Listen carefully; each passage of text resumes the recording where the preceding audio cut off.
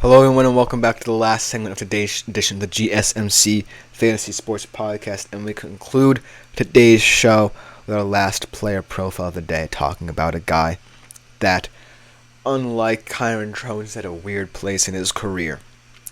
Started off at Clemson, big hopes for him, didn't really cement himself as this guy who you could trust, so he transfers to Ohio State, tries to get more consistency, and while he did have a better season, he goes out, transfers to Florida State, and now on a team that's looking to have a level of consistency from last year and have it translate to this year.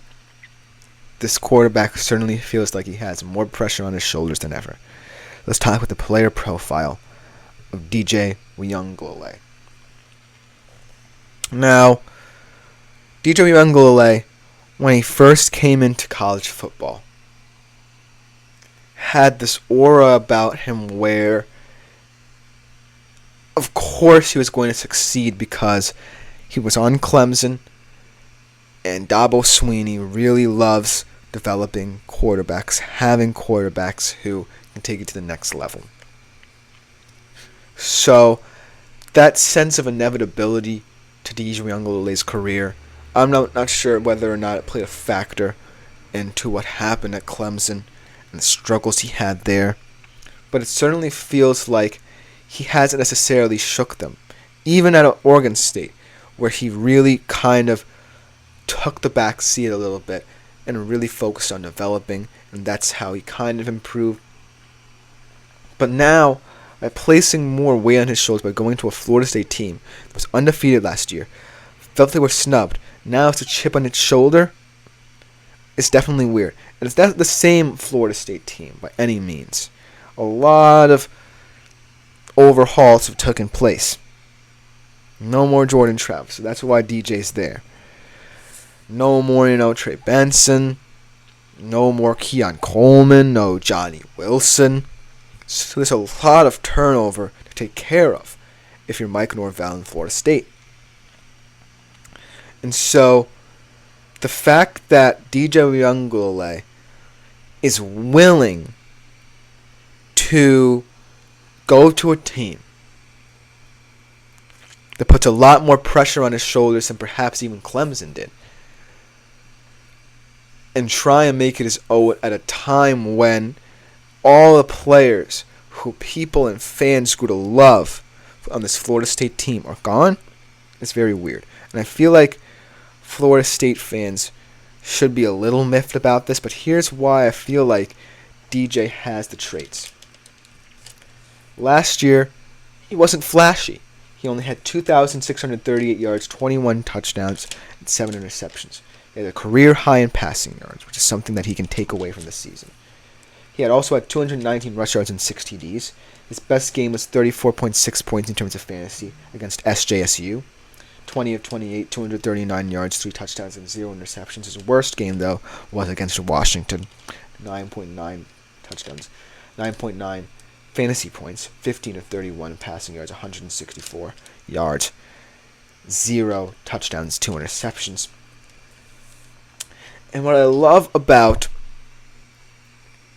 that kind of DJ Uiagalelei is someone who feels like he can turn a page. If you're a Florida State fan, I don't think you should expect fireworks, but I don't think you should want to. You just want continuity. You just want a restart of a new season where anything is possible. And like I said, while there are certainly a lot of talk, or concern with a lot of talk surrounding them leaving the ACC, you are also a team that can take advantage of the parity of the ACC.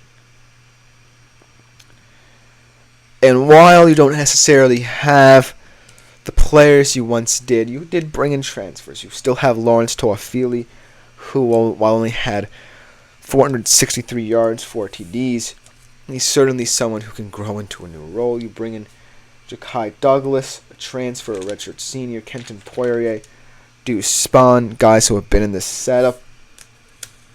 And I really think that this Florida State team needs to really reinvent itself as something new. They can't dwell on 13-0 forever. Mike Norvell is going to want to preach that as well. I think he'll do a good job of that. But for DJ Uiagalelei, this certainly feels like it has to be a move where it's not just, I'm rounding out my college football career. I feel like I had one good season out of Oregon State, and I'm just here because I feel like I could turn a new page in my career and maybe get more attracted to NFL draft scouts. I certainly feel like DJ Uiagalelei has to take this year seriously, because all of Florida State is going to take the season seriously. If there's one single slip-up by DJ in this season, I think the fans won't let him have the end of it. And so that level of pressure can't necessarily feel good for DJ Uiagalelei, but here's how he can develop it and make it his own. In the course of last season for Florida State, I feel as if there were moments where they felt like they weren't as invincible as people thought. There were moments like against Boston College, they had to come back. There were moments, even when Jordan Travis was injured, that whole kind of conundrum where, the team did kind of lose sight of what they were doing. So if Florida State, out of the blocks, does not perform up to par, and all the blame is on DJ, I feel like the best thing that DJ Uiagalelei can do is absorb most of the blame himself. I know that sounds kind of weird because Mike Norvell really did an admirable job of bringing this team together after the frustration of last season. And he took most of the blame, when in fact he really shouldn't have. DJ needs to prove that he's moved past, the struggles, and he's accepting the role of Florida State quarterback and all the kind of challenges that brings with it. And saying that he has to confront them head on and attack, because that's going to hurt more than help. But what I want out of DJ is a certain level of maturity that shows that this role is not just, a side project to get him to the NFL. This role is all about healing the wounds that Florida State had last year. Because the bottom line is, I think Florida State fans, aren't expecting a perfect season this year. They aren't expecting to capture lightning in a bottle again. But they are expecting a team that looks like it can get over that hump. A team that, while doesn't necessarily perform to a certain lofty standard that they set last year, can perform nonetheless. And won't have any letdowns in the process. Because at this moment in time, you look at teams in the ACC up and coming. You look at Virginia Tech, we just talked about. You look at Miami. You look at perhaps North Carolina can find something to get them back into the race.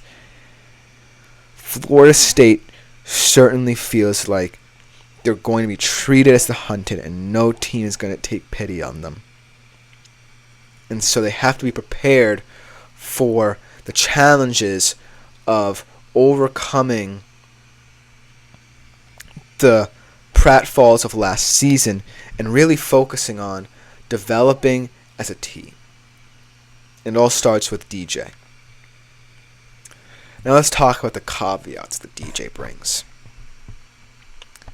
When I think about him at Clemson, in the first game where he took over for Trevor Lawrence against Notre Dame, and he really showed that he could be a solid college football quarterback, I think that moment really didn't necessarily define why DJ Uiagalelei was so hyped. And the reason that he was so hyped, because Clemson put a lot of hope and faith into him. They didn't want the whole scenario post Trevor Lawrence to be a huge mess. And so they really hoisted him up as the next big thing at Clemson. And that's where a lot of pressure came crashing down on him. By moving to Oregon State, I think it was a very astute and wise move for DJ. But it also added to the factor that maybe he was trying to run away from confronting what it really is to be a big-time program quarterback. And it's no offense to him by any means necessary. I respect the decision you make when you feel as if all this pressure's on your shoulders and you just want to move away. I get that.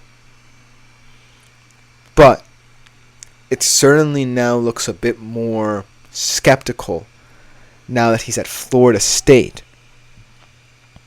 than it would have been if, he had felt that Oregon State was the best fit for him. And maybe fate of circumstance led him there. Maybe Florida State and Mike Norvell said, hey, I feel that DJ's the right way to go in terms of replacing Jordan Travis. And who knows, maybe that could ring true. But as of right now, the expectations for DJ Uiagalelei is just to be someone who's mature enough.